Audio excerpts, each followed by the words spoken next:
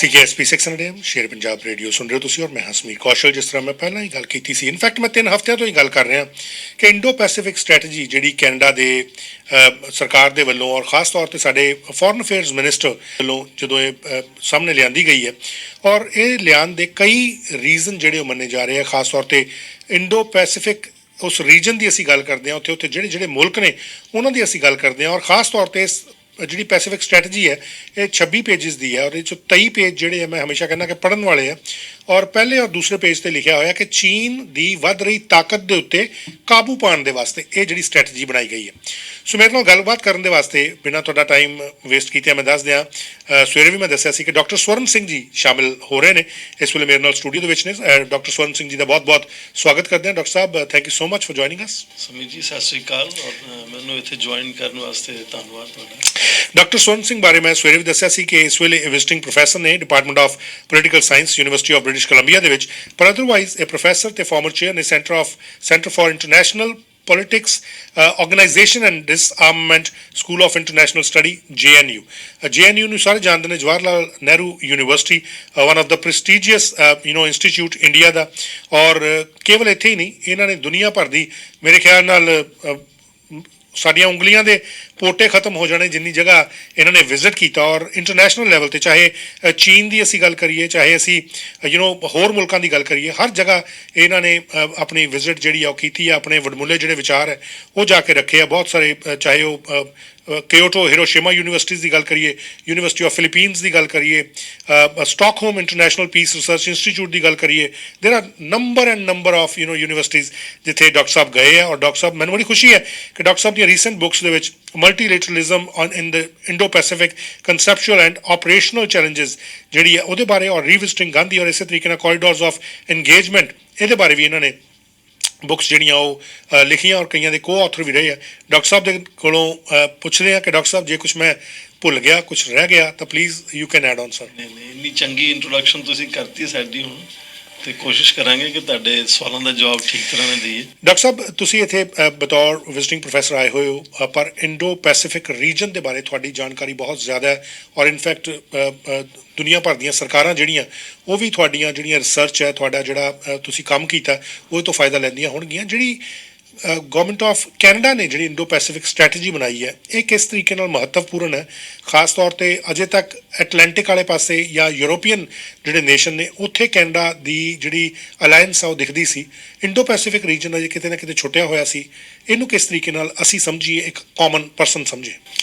ਸਮੀਰ ਜੀ, ਤੁਸੀਂ ਬਿਲਕੁਲ ਠੀਕ ਕਿਹਾ ਕਿ ਪਿਛਲੇ 100 ਸਾਲ ਤੋਂ करीब यूरोप एक तरह से दुनिया को लीड कर रहा था, चाहे वो इनोवेशन हो, प्रोडक्शन हो, सप्लाई हो। वो नॉर्थ अटलांटिक, जो नॉर्थ अमेरिका और यूरोप मिलके दुनिया कैसे चलेगी वो तय करते थे। अब पिछले करीब 30 या 40 साल से ये हिंद प्रशांत सागर जो इंडो पैसिफिक रीजन है, दुनिया की जितनी भी तेज़ी से बदलती हुई लाइफस्टाइल है या आर्थिक वृद्धि दर है या सोशल ट्रांसफॉर्मेशन है, वो सारा इन देशों में हो रहा है। उसकी वजह साफ है कि ये जो ग्लोबल ग्रोथ है उसका करीब 2/3 इस रीजन से आता है। और उसका कारण ये है कि यहाँ की मिडिल क्लास, दुनिया में मिडिल क्लास हमेशा बदलाव लाती है, चाहे वो कंजम्पशन में हो, प्रोडक्शन में हो, इनोवेशन में हो, normal lifestyle, fashion, food. Middle class उसमें बड़ा ज़्यादा एक तरह से योगदान करती है। तो इस खित्ते की मिडिल क्लास जो है वो दुनिया की 2/3 बनने वाली है 10-12 साल जनसंख्या के लिहाज से। जनसंख्या अपने आप में दुनिया की 65%, 65% पॉपुलेशन जो वो इस रीजन में है। तो क्योंकि अब ये रीजन दुनिया में बदलाव लाने में, तरक्की लाने में, आर्थिक वृद्धि दर बढ़ाने में सबसे आगे है, इसलिए पूरी दुनिया के जो बड़े देश हैं, जो ताकतवर देश हैं, खासकर यूरोप के जैसे कनाडा, तो उनका ध्यान इस तरफ आकर्षित हो रहा है। वो उसको एंगेज करना चाहते हैं, उसको पार्टिसिपेट करना चाहते हैं। पार्टिसिपेट करने से उनकी अपनी तरक्की भी लगातार बनी रहेगी। इसलिए बहुत से देशों ने, France, Germany, European union, America, सब ने अपनी अपनी इंडो पैसिफिक स्ट्रेटजी इस तरह से जारी की। और ठीक, अब कनाडा ने भी उस तरह से अपनी इस तरह से एक इंडो पैसिफिक स्ट्रेटजी इशू की है और उसमें वो क्लेम करते हैं कि उनका 25,000 लंबा किलोमीटर लंबा जो कोस्ट है वो पैसिफिक ओशन के साथ है। उनकी करीब 20% जनसंख्या जो है वो हर 5 में कनेडियन का रिश्ता इंडो पैसिफिक में कोई फैमिली है, कोई रिश्तेदार है। और उनका जो सोशल कनेक्शन है इस सारे खित्ते के साथ, वो उसकी वजह से कनाडा को भी लगा कि हमें भी अब अपना क्या हमारी पॉलिसी है इसको लेकर वो सबके सामने साफ करनी चाहिए, और क्यों हम एंगेज होना चाहते हैं और कैसे एंगेज होना चाहते हैं इसको लेकर उन्होंने अपनी इंडो पैसिफिक स्ट्रेटजी इशू किया। डॉक्टर साहब, इसको अगर इस तरह से समझा जाए कि क्या चीन का दुनिया के ऊपर बढ़ रहा प्रभाव एक चिंता पैदा करता है वेस्टर्न नेशंस के लिए? उसके पीछे भी ये जो इकोनॉमिक ट्रांसफॉर्मेशन है वही उसका कारण है, क्योंकि मैंने जैसे कहा कि दुनिया का जो इंडो पैसिफिक क्षेत्र है वो सारी दुनिया की अब जो इकोनॉमिक डेवलपमेंट है, जो ग्रोथ है उसको तय करता है, उसमें बहुत बड़ा हिस्सेदार है। और इंडो पैसिफिक में चीन सबसे बड़ा देश है जो सबसे तेजी से बदलाव लाया है पिछले 30 या 40 साल में, और दुनिया की जो वृद्धि दर है उसमें करीब कभी कभी किसी साल में तो आधा हिस्सा चीन का होता है। 1990 में सोचें तो चीन की जो जीडीपी थी वो करीब 300 अरब डॉलर थी, 300 बिलियन डॉलर्स। आज वो 18 ट्रिलियन डॉलर की हम बात कर रहे हैं कि चीन की इकोनॉमी इतनी बड़ी हो गई है। अब जब इकोनॉमी बड़ी हो जाती है तो उस देश के पास ये हैसियत हो जाती है कि वो जो करना चाहता है, जो हमेशा से करना चाहता था, वो आज कर सकता है। तो उसके चलते चीन का जो इकोनॉमिक रिलेशनशिप है, चीन आज दुनिया का सबसे बड़ा व्यापारी है, सबसे बड़ा फॉरेन एक्सचेंज रिजर्व उसके पास है, और इसकी वजह से बाकी सब देशों का अक्सर चीन सबसे बड़ा व्यापारी हिस्सेदार है। और व्यापार से बढ़कर वो फिर निवेश की तरफ जाता है, इन्वेस्ट करता है। तो ये पश्चिमी देश जो ताकतें हैं, जो 20वीं शताब्दी में सबसे बड़े ताकतवर देश थे, यूरोप के या अमेरिका या कनाडा, इनको लगता है कि इनकी जो इन्फ्लुएंस है इन सब दूसरे देशों में, क्योंकि चीन अब बड़ा व्यापारी बन गया है, बड़ा निवेशक बन गया, इन्वेस्टर बन गया, तो चीन की जो इन्फ्लुएंस है वो बहुत ज़्यादा बढ़ रही है। और क्या उसकी इन्फ्लुएंस बढ़ने से इनकी इन्फ्लुएंस कम हो रही है, ये इनको कभी शक शुबा होता है कि शायद हमारी इन्फ्लुएंस कम हो जाएगी। और कुछ हद तक जो चीन के तौर तरीके हैं वो जाहिर है कि इनके तौर तरीकों से अलग हैं।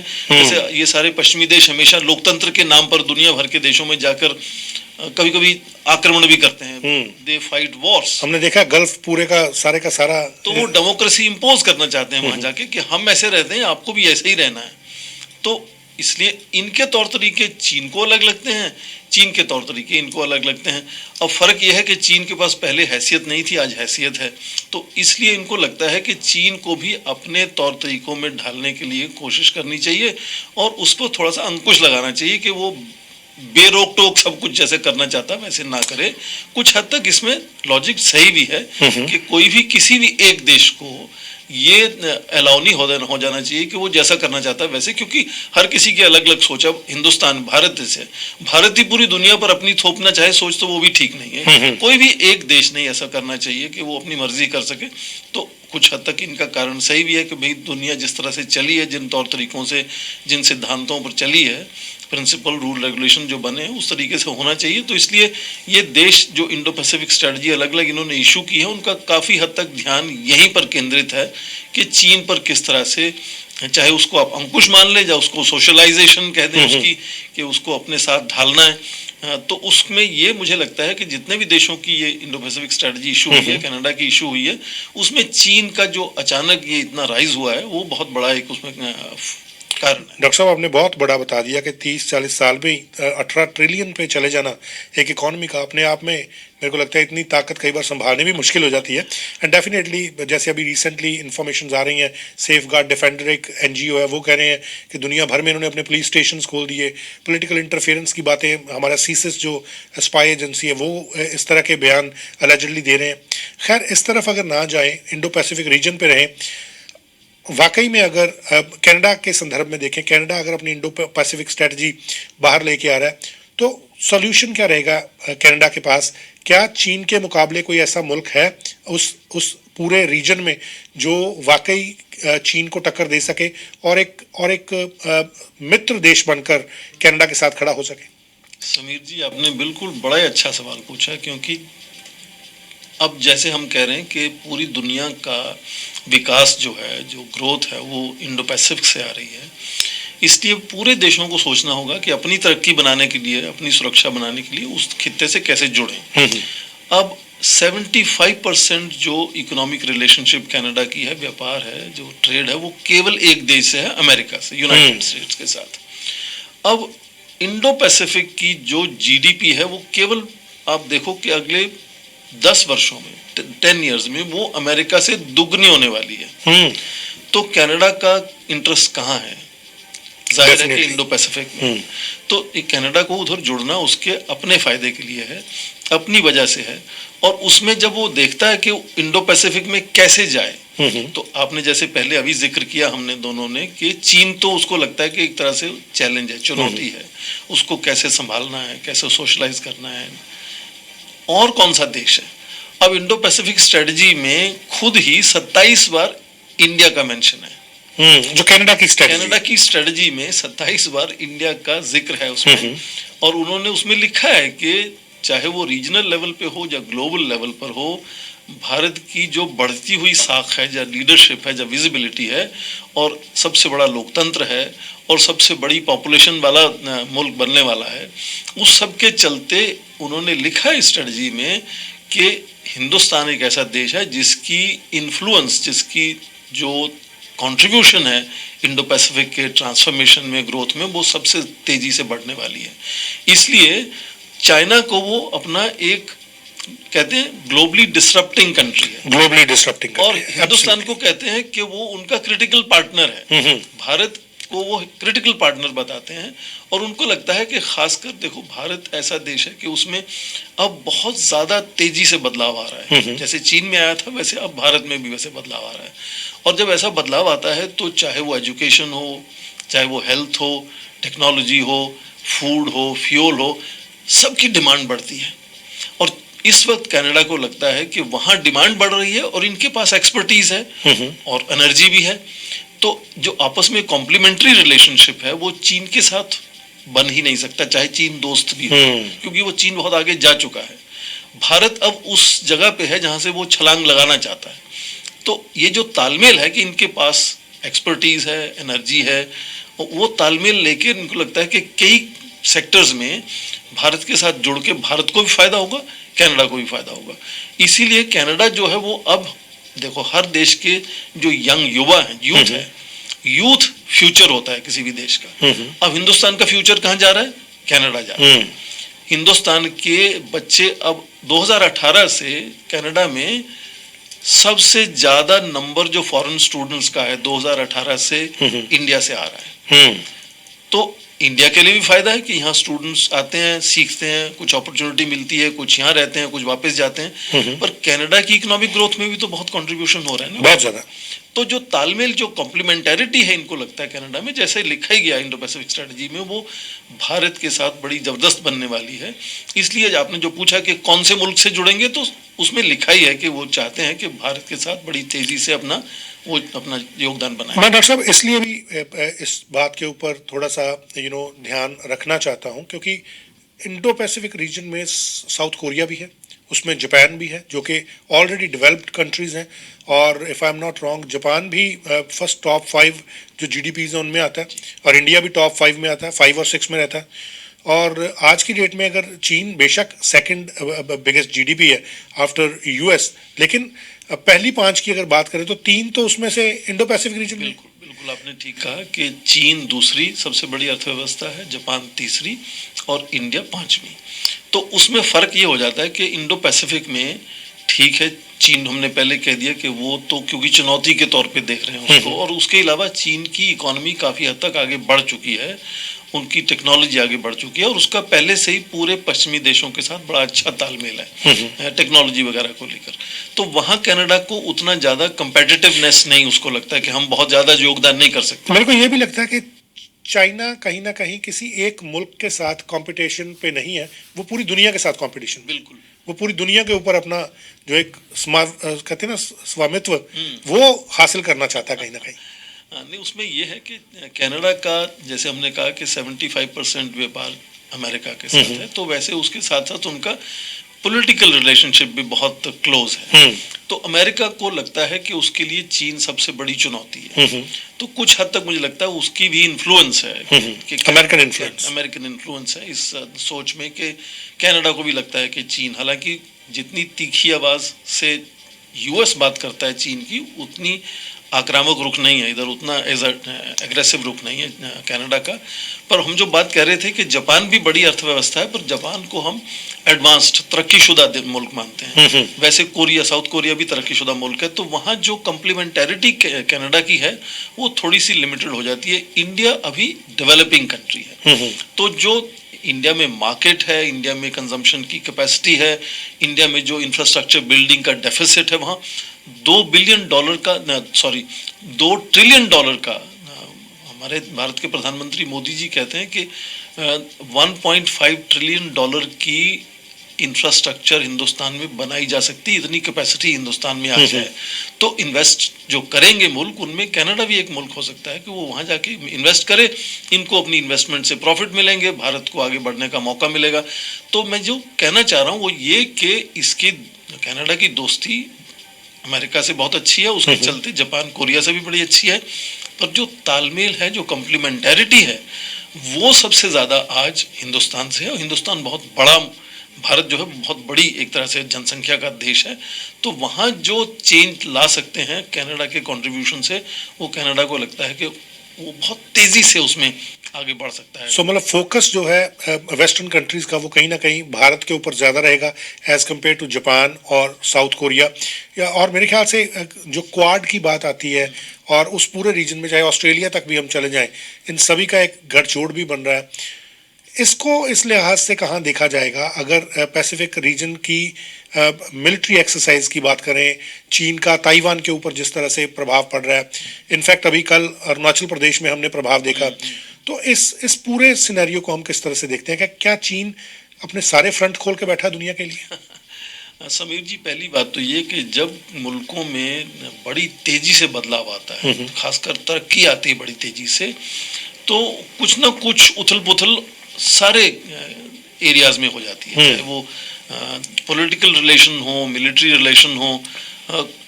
चीन और भारत की जो आपने जिक्र किया कि हाँ, पिछले 9 दिसंबर को कुछ भिड़ंत हुई।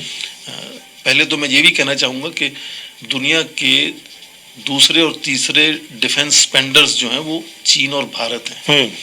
बहुत बड़ी उनके पास शक्तिशाली सेनाएं हैं, न्यूक्लियर वेपन पावर है।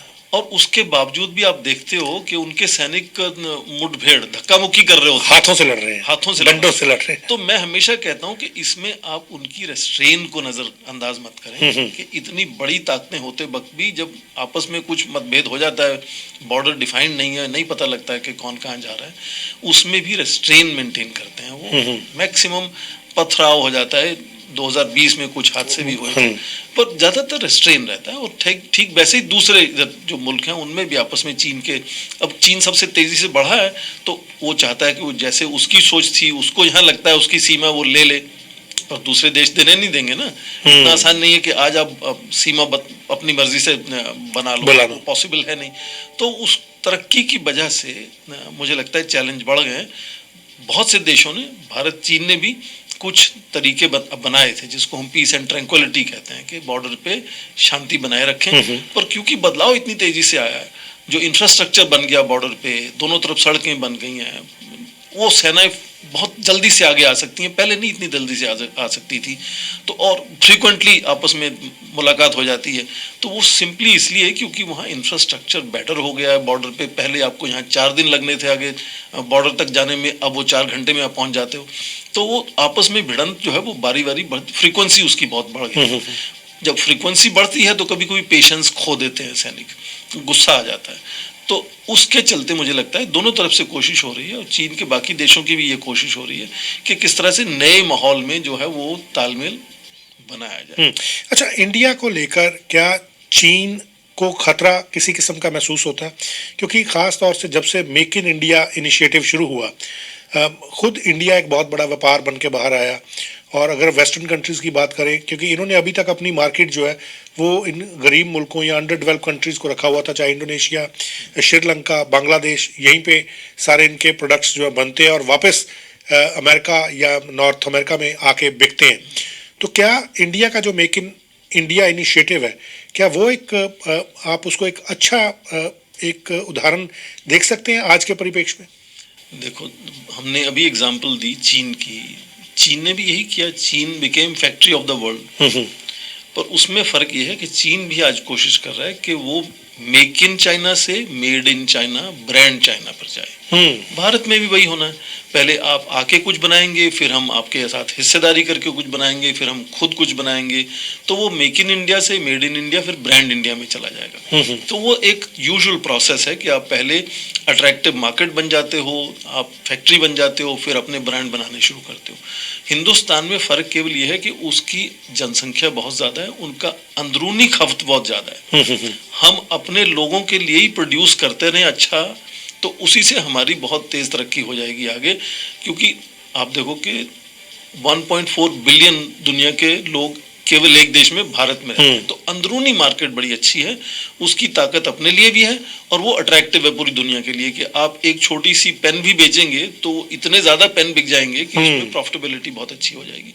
पर उसके साथ साथ ये पश्चिमी जो ताकतें हैं, जैसे अमेरिका, यूरोपियन है, कनाडा है, क्योंकि ये चीन के प्रति थोड़ा सा इनका तालमेल बहुत अच्छा नहीं है, तो इसलिए कभी कभी भारत के साथ वो इसलिए भी जुड़ना चाहते हैं कि वो क्या चीन को काउंटर करने में भारत उनके साथ जुड़ेगा, क्योंकि भारत एक मिलिट्री पावर भी स्ट्रांग है और चीन के सीमा पर है, चीन के बॉर्डर पे है। तो यदि भारत को अपने साथ जोड़ेंगे तो शायद चीन को रोक के रखने में भी इनको शायद थोड़ा सा सहूलियत होगी, इनको ये लगता है। पर भारत ने बार बार साफ कर दिया कि चीन या किसी दूसरे मुल्क के साथ जो हमारे रिश्ते हैं वो हम खुद देख लेंगे। हम किसी दूसरे देश पर, भारत ने बार बार कहा कि हम निर्भर नहीं है। हाँ, आप दोस्ती हमसे रखिए, तालमेल बनाइए, हिस्सेदारी बनाइए, पर अपना जो हमारे चैलेंज हैं भारत उनको कैसे डील करेगा। अभी यूक्रेन वॉर में आपने देखा कि बार बार भारत ने कहा कि जो हमारे अपना नेशनल इंटरेस्ट है, एस जयशंकर साहब ने बहुत क्लियरली इसको डिफाइन कर दिया, हमारा नेशनल इंटरेस्ट है, वो तय करेगा कि हम क्या करेंगे। दूसरे मुल्कों को वो अच्छा लगे ना अच्छा लगे, वो उनकी परेशानी है। तो क्या भारत आने वाले समय में, अगर क्योंकि इंडो पैसिफिक स्ट्रेटजी में अगर आप, जैसे आपने कहा कि 27 टाइम्स इंडिया का जिक्र आता है, और ये कनाडा की गवर्नमेंट की स्ट्रेटजी है जिसमें 27 टाइम्स इंडिया का जिक्र आ रहा है। इंडिया को $4 ट्रिलियन तक की उन्होंने एक जीडीपी तक की बात की है। आईएमएफ की रिपोर्टिंग आ रही है कि इन 2023-2024 सबसे ज़्यादा जो ग्रोथ पोस्ट पेंडेमिक की होगी, फास्टेस्ट ग्रोथ, वो इंडिया में होगी। आईएमएफ की ये फोरकास्ट है। तो इन सारी चीज़ों में अगर हम देखें कि आज कनाडा के रिलेशन सऊदी अरेबिया से या चीन से, रशिया से इतने अच्छे नहीं हैं, क्या ऐसा हो सकता है कि जो भारत है ये एक ऐसा देश बन के सामने आए जिसको नकारना, जिसको इग्नोर करना शायद एक असंभव सी बात आने वाले समय में लगनी शुरू हो? ये तो हो चुका है, ये होने वाला नहीं, ये हो चुका है कि भारत को नकारना बहुत मुश्किल है। और यूक्रेन वॉर में हमने देखा है कि भारत ने अपनी जो सोच है, अपनी वो जो नीति है, पॉलिसी है, उस पे वो अडिग खड़ा रहा है। चीन के साथ 2020 में जो हादसा हुआ था उसको लेकर भी साफ है कि भारत चीन के आगे भी खड़ा है, उससे डर के पीछे नहीं हट रहा है। तो ये स्टैंडिंग अप टू चाइना या standing up to rest of the world, following India's on national interest वाली जो सोच है वो पहले ही सामने आ चुकी है। और आपने जैसे अभी जिक्र किया कि जो विदेश मंत्री डॉक्टर एस जयशंकर हैं, उनकी जो बात करने का तरीका है उसमें बदलाव नज़र आता है, एक असर्शन नज़र आती है। और हमेशा से आप देखो कि जो हमारे प्रधानमंत्री मोदी हैं, वो जो 2014 में इलेक्शन लड़े थे, तभी उन्होंने अपने भाषणों में कहा था कि शायद हम आज तक हमारी जो हैसियत है उससे कम हम अपने आपको दिखाते रहे हैं, आंकते रहे हैं। थोड़ा सा अपने आप को हमें जो है उतना तो असर्ट करना ही चाहिए। तो वो नीति आज धीरे धीरे सामने आ रही है, उसकी रिकग्निशन भी हो रही है। अब देखो कि एक हद तक अमेरिका ने नाराज़गी जाहिर की कि हम क्यों रूस से तेल मंगा रहे हैं, पर अब वो समझते हैं कि भाई भारत अपने जो राष्ट्र हित हैं उनको लेकर आगे बढ़ेगा, अपनी नेशनल इंटरेस्ट फॉलो करेगा। किसी भी, चाहे वो रूस हो, चाहे वो अमेरिका हो, चीन हो, कोई दूसरा देश हो, उसका पिछलग्गू बनने वाला देश नहीं है, बहुत बड़ा देश है और अपने आप जो करेगा वो सोच समझ के करेगा। और ये भी बात है कि भारत का जो तौर तरीका है वो इन पश्चिमी ताकतों को ज़्यादा अपने जैसा लगता है, जैसे बहुत बड़ी लोकतंत्र है, डेमोक्रेसी है, रूल ऑफ लॉ है, फेयर प्ले है, ये सब चीज़ें उनको लगता है, इंग्लिश लैंग्वेज है, जो हमारे सिस्टम हैं, सोच हैं, तरीके हैं, वो उनको क्योंकि चीन से हमेशा कंपैरिजन होता रहता है, इसलिए उनको लगता है कि ये ज़्यादा उनके साथ तालमेल बनाने में पॉसिबल है यहाँ। और उसकी साफ ये एक एग्जांपल है कि जबकि आज भारत की जीडीपी 3.2 ट्रिलियन डॉलर आंकी जाती है, पर इस इंडो पैसिफिक स्ट्रेटजी में आपने जैसे कहा कि 4 ट्रिलियन ऑलरेडी कहा गया, तो क्योंकि इनको इस तरह से उम्मीद है और 2025 में वो 5 ट्रिलियन पहुंचने की अपना भारत का टारगेट है कि वहाँ पहुंचनी चाहिए। और उसमें जो एडवांस टेक्नोलॉजी का कंट्रीब्यूशन है, एक तरह से लीप फ्रॉगिंग जो कहते हैं ना, कि हिंदुस्तान को ये फायदा है कि उनको 100 साल नहीं लगेंगे सेमीकंडक्टर टेक्नोलॉजी अडॉप्ट करने में, उनको जल्दी मौका मिल जाएगा। उसमें 5 ट्रिलियन जो इकोनॉमी बनेगी, उसमें 1 ट्रिलियन केवल डिजिटल टेक्नोलॉजीज, 20% उसका। तो अब देखें कि वो जो एडवांसमेंट है वो लीप फ्रॉगिंग, फास्ट फॉरवर्ड वाले पेस पे चल रही है। और इन देशों को लगता है कि ठीक है, भारत से जुड़ने में यहाँ इनका भी फायदा और नेचुरली भारत को भी फायदा। अच्छा, डेफिनेटली भारत से जुड़ने का फायदा भी हम बात कर रहे हैं, चाहे जापान आज एक है तो डेवलप कंट्री और as far as GDP is concerned self sufficient है, लेकिन सुस्त मुल्क है देखने में, अगर बात करें दुनिया भर के परिप्रेक्ष्य के हिसाब से। साउथ कोरिया है, उसके अपने चैलेंजेस हैं। अगर हम इंडो पैसिफिक रीजन की बात करें जिसमें चाइना का भी रोल आता है और बाकी कंट्रीज़ का भी रोल आता है, इसके चैलेंज क्या है? इस पूरे रीजन के इसके अपने चैलेंज क्या है? इसके ऊपर उम्मीद तो जताई जा रही है, जैसे आपने कहा कि हर मुल्क अपनी इंडो पैसिफिक स्ट्रेटजी पेश कर देता है और बढ़ना चाहता है आगे। इनफैक्ट कनाडा से मैं थोड़े दिन पहले एक रिपोर्ट भी दे रहा था कि जो क्वेबेक की सीसीपी है, कैनेडियन पेंशन प्लान, उन्होंने जाके इन्वेस्ट किया हमारे एनएचएआई में, national highway authority of India में। तो मैं कई बार लोगों को कहता हूँ, अगर आप वहाँ पे टोल टैक्स बंद करवाते हो तो उसका जो लॉस है वो कनाडा की कंपनी को हो रहा है। तो ये समझने की थोड़ी सी बात है, इसके ऊपर रिसर्च की भी जरूरत है। लेकिन इंडो पैसिफिक उस रीजन के अपने चैलेंजेस क्या है जिससे वो पार पाने में अभी लगे हुए हैं? पहले तो आपने बड़ा अच्छा जिक्र किया समीर के वो जो कनाडा पेंशन फंड है, 55 बिलियन डॉलर उसके भारत में इन्वेस्टेड है। तो आप देखें कि वो स्टेक्स जो हैं, जो इनका इंटरेस्ट है, इनका दिलचस्पी है कि भारत में क्या हो रहा है, वो नेचुरली बहुत ज़्यादा बढ़ जाता है। और दूसरी बात आपने समीर जो कही कि चुनौतियां क्या हैं पूरे इंडो पैसिफिक में, बहुत सी चुनौतियां हैं, क्योंकि कोई भी क्षेत्र, देश या मुल्क या कोई परिवार या कोई इंसान बड़ी तेजी से वो रिच हो जाता है ना, तो बहुत सी नई नई चीजें सामने आती हैं जो पहले सामने नहीं आई थी। सिंपल सबसे चीज कहें तो यह है कि जब व्यापार बढ़ता है तो अच्छी बात है, व्यापार बढ़ता है, और व्यापार बढ़ने से कुछ नई अड़चने भी सामने आती हैं कि भाई आपको ये चीज़ पसंद नहीं, आपके तरीके से नहीं हो रही, कोई मार्केट एक्सेस नहीं मिल रहा, या कोई क्वालिटी कंट्रोल ज़्यादा हो गया है, या रेगुलेशन बदल दिया आपने। वो चीज़ें पहले थी नहीं क्योंकि व्यापार ही नहीं था। तो अब भारत चीन का व्यापार 125 बिलियन डॉलर है, तो जाहिर है कि कुछ नई चीज़ें सामने आएंगी। अब इस इंडो पैसिफिक स्ट्रेटजी में ही आप देखें कि जिक्र हुआ है साफ तरह से कि कुछ कुछ जो सुरक्षा को लेकर चिंताएं हैं, चाहे वो कि म्यांमार में क्या हो रहा है, चीन के अंदर क्या हो रहा है, भारत चीन में क्या हो रहा है, नॉर्थ कोरिया क्या कर रहा है। तो ऐसी चीज़ें जो हैं वो जब कनाडा जाके वहाँ निवेश करना चाहता है, व्यापार करना चाहता है, तो उसको ये भी नज़र आने लगता है कि वहाँ लोकल प्रॉब्लम्स क्या हैं, या क्या नई प्रॉब्लम्स खड़ी होने वाली हैं, क्या कनेडियन जो लोग वहाँ जाकर रहेंगे, निवेश करेंगे, व्यापार करेंगे, उनकी सुरक्षा है या नहीं है। तो ये सब चुनौतियां हैं वहाँ के। कुछ तो बदलाव से चुनौतियां आ रही हैं, कुछ पहले की चुनौतियां अब और सामने आने लगी। मैंने जैसे कहा कि चीन के पास आज हैसियत है, इसलिए वो जहाँ जहाँ सीमा बढ़ाना चाहता है वो कोशिश कर रहा है कि मैं बढ़ा लूँ, क्योंकि आज ताकत है, जब ताकत नहीं थी तो चुप था। तो कुछ तो पुरानी वाली चीजें उभर कर सामने आ रही हैं और कुछ नई चुनौतियां बन रही हैं जो पहले थी ही नहीं। और इन सब चुनौतियों के सामने आने से कनाडा जो अब वहां ज्यादा जुड़ना चाहता है, जो पहले मैंने कहा 75% उसका व्यापार केवल एक देश से है, और हो सकता है फ्यूचर में इंडो पैसिफिक से ज़्यादा इनका व्यापार बढ़ेगा, निवेश बढ़ेगा, तो नेचुरली कनाडा का जो ध्यान है, जो इंटरेस्ट है कि वहाँ क्या चुनौतियाँ हैं, वो और सामने बढ़कर आता है। इसीलिए कनाडा आज बात कर रहा है अपनी इंडो पैसिफिक स्ट्रेटजी में कि वो अपनी सैनिक शक्ति वहाँ ज़्यादा बढ़ाए, इंटेलिजेंस में ज़्यादा कंट्रीब्यूट करेगा। एक 5 आईज का इनिशिएटिव है, 5 देशों की इंटेलिजेंस एजेंसीज मिल के कुछ काम करती हैं, उसमें करेगा। अपना लोगों का पीपल टू पीपल रिलेशन कैसे बढ़ाएगा, एक्सचेंजेस कैसे बढ़ाएगा। तो वो सब, चाहे वो हार्डकोर मिलिट्री का यूज़ करना हो, चाहे वो अपनी दोस्ती गुडविल बढ़ाने का तरीके हों, कल्चरल एक्सचेंज करके, एजुकेशनल एकेडमिक एक्सचेंज करके, बहुत से तरीकों से कनाडा ने इसमें ये भी कहा कि वो कैसे वहाँ अपना जो तालमेल बढ़ाएगा, ताकि जो वहाँ जुड़ना है कनाडा का, जो इनेविटेबल है, मैं शायद ज़्यादा स्ट्रॉन्ग शब्द यूज़ कर रहा हूँ कि वो इनेविटेबल है कि कनाडा आने वाले दशकों में इंडो पैसिफिक से नेचुरली ज़्यादा जुड़ता जाएगा और जुड़ना होगा उसको। तो उस जुड़ने में जो खतरे हैं वो कम हो, फायदे हैं वो ज़्यादा हों। तो टाइम पे इन्वेस्ट भी करेंगे उस जगह पे। तो वो उस नज़रिए से न केवल सैनिक शक्ति बढ़ाएगा वहाँ यूएन पीस कीपिंग में या दूसरे तरीके से, पर वो लोगों का जो तालमेल है, जो एक्सचेंज है, क्योंकि ये जितनी भी हमने कहा कि एक्सपर्टीज़ यहाँ बेहतर है। अब सिंपल बात है, आपने जो कहा कि साउथ कोरिया या जापान है, वो सुस्त नहीं है। वो मैं ये उसको थोड़ा ये कहना चाहूँगा कि जो एक लेवल पर पहुँच गया ना उनका विकास, जो उनकी तरक्की, अब जैसे कनाडा का 52,000 पर कैपिटा जीडीपी है, हिंदुस्तान की 2,000 है। तो हिंदुस्तान को, इंडिया को बहुत आगे जाना है, तो वहाँ बहुत ज़्यादा स्पेस है आगे बढ़ने की।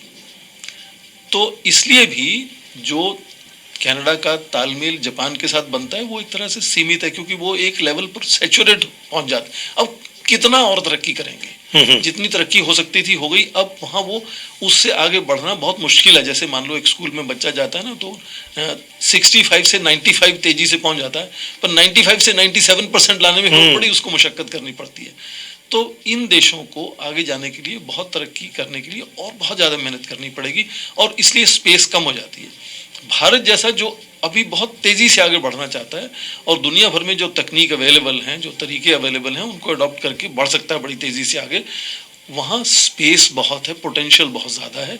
इसलिए भारत के साथ बहुत सारे, केवल कनाडा नहीं, दूसरे देश भी बहुत तेज़ी से जुड़ते जा रहे हैं, और उनको लगता है कि यहाँ निवेश करेंगे तो उनका अपना भी प्रॉफिट बढ़ेगा और जाहिर है कि तालमेल में भारत का भी फायदा होगा। डॉक्टर साहब, एक छोटी सी ब्रेक का टाइम है और ब्रेक लेकर फिर वापस आते हैं और आपसे थोड़ी सी और 2-3 सवाल हैं, डेफिनेटली करेंगे।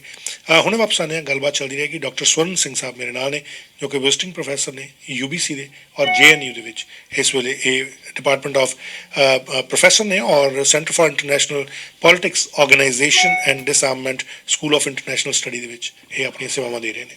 ਡਾਕਟਰ ਸਾਹਿਬ, ਮੈਂ ਬ੍ਰੇਕ ਦੇ ਵਿੱਚ ਵੀ ਤੁਹਾਡੇ ਨਾਲ ਜ਼ਿਕਰ ਕਰ ਰਿਹਾ ਸੀ ਕਿ ਤੁਸੀਂ ਚਾਈਨਾ ਰਹੇ ਹੋ, ਤੁਸੀਂ ਚਾਈਨਾ ਦੀਆਂ ਯੂਨੀਵਰਸਿਟੀਜ਼ ਦੇ ਵਿੱਚ ਵੀ ਕੰਮ ਕੀਤਾ ਔਰ ਬਹੁਤ ਨਜ਼ਦੀਕ ਤੋਂ ਵੀ ਤੁਸੀਂ ਦੇਖਿਆ, ਤੁਸੀਂ ਇਹ 'ਤੇ ਰਿਸਰਚ ਵੀ ਬਹੁਤ ਕੀਤੀ ਹੈ। ਚੀਨ ਦੀ ਇੰਨੀ ਜ਼ਿਆਦਾ ਤੇਜ਼ੀ ਦੇ ਨਾਲ ਹੋਣ ਵਾਲੀ ਤਰੱਕੀ ਔਰ ਇਸ ਲੈਵਲ 'ਤੇ ਪਹੁੰਚ ਜਾਣਾ ਕਿ ਦੁਨੀਆ ਦੀ ਸੈਕੰਡ ਲਾਰਜੈਸਟ ਜਿਹੜੀ GDP ਉਹ ਬਣ ਜਾਣਾ, ਇਹਦੇ ਪਿੱਛੇ ਕਾਰਨ ਕੀ ਰਹੇ ਹੈ? ਕੀ ਵਾਕਈ ਚੀਨ ਦੇ ਵਿੱਚ ਇੰਨੀ ਜ਼ਿਆਦਾ ਪੋਟੈਂਸ਼ੀਅਲ ਸੀ, ਜਾਂ ਦੇਰ ਆਰ ਸਰਟਨ ਅਦਰ ਰੀਜ਼ਨਸ, ਉਹਨਾਂ ਦੀ ਜਗ੍ਰਾਫਿਕਲੀ ਕੁਝ ਉਹਨਾਂ ਦੀਆਂ ਕੰਡੀਸ਼ਨਸ ਅਜਿਹੀਆਂ ਕਿ ਉਹ ਬਿਲਕੁਲ ਵਿਚਕਾਰ बैठे हैं? 2-3 चीज़ें बड़ी जल्दी से मैं बताऊंगा। एक तो ये कि तरक्की शुरू होने से पहले वहाँ एक कल्चरल रिवोल्यूशन आया था चीन में, जो बहुत उथल पुथल हुई थी, बहुत नुकसान हुआ था, बहुत लोग मरे थे माओ त्से-तुंग के टाइम पे। और उतना जब उथल पुथल होती है तो अगले जो आने वाले जो नेता हैं उनको मौका मिलता है कि कुछ बोल्ड इनिशिएटिव लें, कुछ बदल दें पूरी तरह से, और जनसंख्या उनको अलाउ करती है कि आप बदल दें सब कुछ।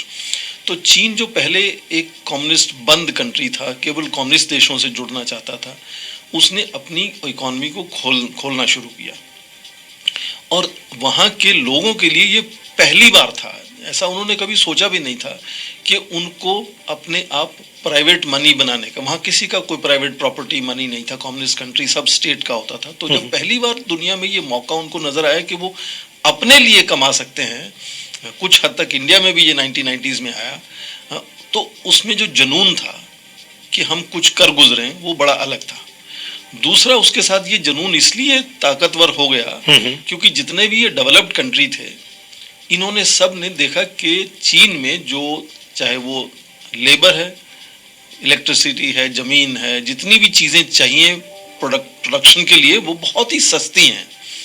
तो पूरे जो डेवलप्ड कंट्रीज़ हैं उन्होंने ही वहाँ जाके इन्वेस्ट किया। इन्होंने चीन को सपोर्ट किया इन दैट सेंस कि चीन फैक्ट्री ऑफ द वर्ल्ड बनाने में ये सारे जो डेवलप्ड कंट्रीज हैं टेक्नोलॉजी तो इनकी वहाँ गई है। कोई भी टेक्नोलॉजी आप देख लें वो प्रोडक्शन सारी चीन में होता है। उसकी वजह से हाँ चीन सबसे ज़्यादा प्रदूषण हो गया, वहाँ कार्बन फुटप्रिंट उनका बढ़ गया, सोशल इंस्टेबिलिटी हो गई, वहाँ उनको खामियाजा भी भुगतना पड़ा उसका। पर ये सारा उनकी तरक्की पश्चिमी देशों के उत्पादन करने के लिए ही हुई इतनी तेजी से। अब दिक्कत यह है कि चीन अब ना केवल फैक्ट्री है, वो अपने ब्रांड बनाना शुरू हो गया है। वो अब इन देशों को कंपटीशन देना शुरू हो गया है। दिक्कत तब शुरू हुई और इन देशों की सपोर्ट से ही और अपने जुनून से कि वो प्राइवेट प्रॉपर्टी प्राइवेट मनी बना सकते हैं, वो उसकी वजह से उनको अचानक लगा कि वो 18 घंटे काम करके अपने पैसे कमा सकते हैं और इकोनॉमी उनकी बहुत आगे बढ़ गई। डॉक्टर साहब, क्या ये कल्चरल रेवोल्यूशन इंडिया में भी देखने को मिल रही है कि अगर वाकई इंडिया उस लिहाज से तरक्की करना चाहता है या कि ये एक अनएथिकल अप्रोच है? एक तो ये कि हम रेवोल्यूशन और एवोल्यूशन में हमेशा फर्क करते हैं। यदि भारत में भी मान लो कि इस तरह से अचानक सारे दरवाजे खुल जाएं और हमारा चीन में करीब 40 साल तक 10% ग्रोथ रेट रहा है, भारत में ऐसा नहीं रहा है। भारत में कभी 6%, कभी 8, कभी 9, फिर 2 पर चला जाता, फिर 4 पे चला जाता है, क्योंकि पॉलिटिक्स हमारी बड़ी अलग है। चीन में एक पार्टी, एक गुट, एक आदमी का जो है पूरा दबदबा है। वो जो तय करता है वो हो जाता है, चाहे वो ठीक तरीके से करे या गलत रास्ते चले। गलत रास्ते चलेगा तो खराब हो जाएगा। भारत में पॉलिटिक्स बड़ी अलग है, उसमें चेक्स एंड बैलेंसेस बड़े जबरदस्त हैं। आप देखें सेंटर में गवर्नमेंट किसी और की है तो प्रोविंसेस में किसी और की है। वो आपस में चेक्स एंड बैलेंसेस बने रहते हैं, इसलिए जो आर्थिक ग्रोथ रेट है वो ऊपर नीचे होती रहती है। उसकी वजह से, अंकुश की वजह से रेवोल्यूशन नहीं पर एवोल्यूशन जरूर हुई है। तो एक तरह से जो कल्चरल एवोल्यूशन भारत का हो रहा है, जो आज के जो युवा भारत के लोग हैं उनका कॉन्फिडेंस लेवल अलग है, उनका दुनिया भर में घूमने का, जाके काम करने का, नई चीजें। मोस्टली सीईओ सारे जो हैं वो बड़ी आईटी कंपनीज के। इसलिए मैं कहता हूँ कि मार्केट यहाँ अलाउ करती है कि कोई भी आगे तक जा सकता है। वहाँ सारे हिंदुस्तानी भारतीय लोग देखो सब जगह सीईओ बने हुए हैं। तो वो जो कॉन्फिडेंस है वो अपने आप एक तरह से कल्चरल एवोल्यूशन है, उसको रेवोल्यूशन नहीं कहेंगे। वो झटके से नहीं हो रहा है, वो धीरे धीरे बदलाव आया है। 10, 15, 20 सालों में जो पूरा छवि है भारत की वो बदल गई है मुझे लगता है। हाँ, कुछ हमारी चिंताएं भी हैं भारत में, कुछ चुनौतियां भी भारत में। ये नहीं कि कोई प्रॉब्लम्स नहीं है भारत में, पर मुल्क जो देश को एक देश की तरफ से आप देखें तो आज उसकी 3.2 ट्रिलियन इकोनॉमी है, बढ़ता हुआ व्यापार है, विजिबिलिटी बहुत हो गई है भारतीयों की दुनिया भर में, चाहे वो नेता हों चाहे वो सीईओज हों।